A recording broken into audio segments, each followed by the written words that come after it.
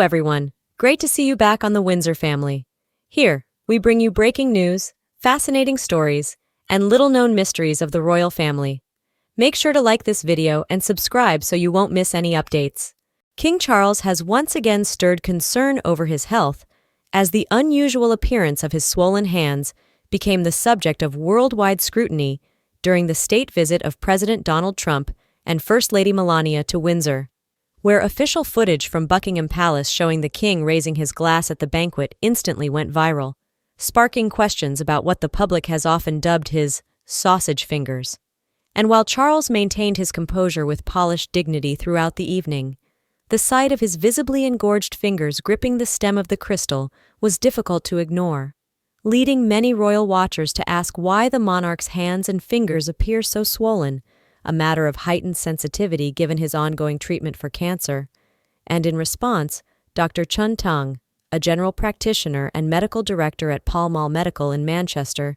explained to the Daily Mail that swollen fingers are usually a sign of water retention caused by inflammation, with possible triggers ranging from elevated salt levels to allergic reactions and side effects of medication,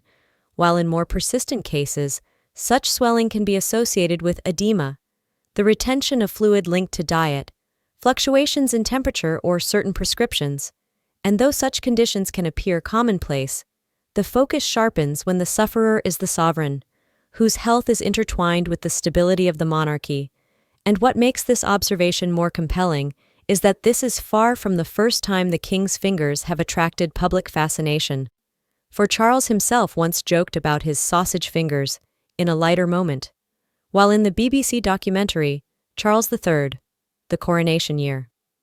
His son Prince William teased him about fastening his coronation robes with the remark, "That won't fit with those fingers," to which Charles laughed and replied that it was William who truly had sausage fingers,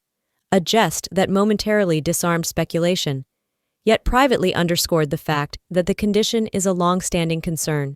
And in truth, the peculiarity of Charles's hands was first recorded decades ago, when Queen Elizabeth II noted in a letter after his birth that her infant son had quite large hands but very fine long fingers, a detail that now seems prophetic, given how those hands have become emblematic of both his physical constitution and the medical burdens he carries.